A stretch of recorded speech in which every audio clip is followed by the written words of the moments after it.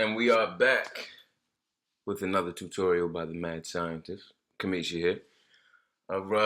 Last time I showed y'all how to download the waves. You should have the waves by now. Hopefully everything went great. If not, comment below. We can get that, settled. So let's get back to the buses now that we have our waves. Okay, I'm just break down what all the buses do first and foremost. Channel EQ. There's a lot of things you can do. You don't have to be too analytical with it. Most of it, I would say, is by ear. You know, you can solo your track. I'm gonna play the single I'm working on. It's called Thanos. I'm a Marvel fan, so yeah. Okay, I'm gonna play the vocal, and I'm gonna just play with it. I'm just gonna play with the EQ, and you'll get a gauge of what everything does. Nice and simple. Here we go. Superpower, Thanos. Truthfully, I'm a handful. Honestly, I'm an animal. Fucking with me is a gamble. Fucking leave a sample. Bitch, I lead by example. Rolling up sour, all this power in my hand is hard to handle. Superpower, Thanos. Truthfully, I'm a handful. Honestly, I'm an animal. Fucking with me is a gamble. Fucking.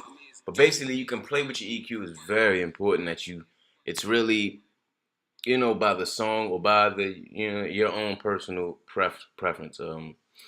You'll set this preset to how you want it, depending on your ear. Every ear has a different frequency. But as you do this, you'll unlock things that you haven't heard, being able to pick up on certain frequencies. It's really deep like that. It sounds, far-fetched, but it's actually not. Especially if you're an artist, if you're your own engineer, it could work out wonders for you because it's like dissecting. You'll just pick up on things you didn't know was there.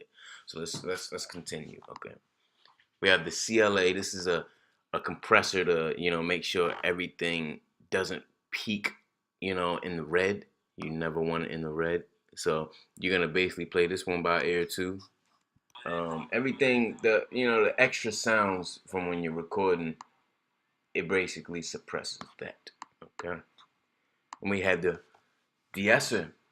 This basically what the de-esser does, your S's, your things that pop pop pop, these things like that.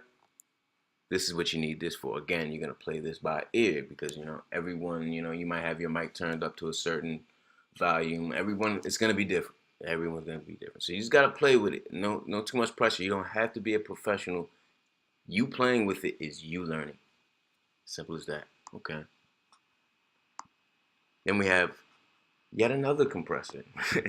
As you can see, you got to compress a lot. Yeah, but that's my preference. I try to make my sound as crystal clear so I can marry the beat, but also have my vocals individually separate from the beat. It's like I'm in the beat, but I'm not in the beat. You feel me? It's like it's more personal. Last, I had the CLA vocals. This is Chris Lord Algae Collection. LJ, I don't know how you pronounce that, but it's kind of all the plugins in one. It's a collection from the title. But I basically just use this as an undertoning for all the rest of them. It's like I do eat bass, treble, compress, reverb, delay. We have all that there. So I basically already do that, and then I put this under all of that. It's like a times two thing, I would call it. And then I have my, like I said on the last video, the bus 2 and 3, which is here, is linking all into bus 1.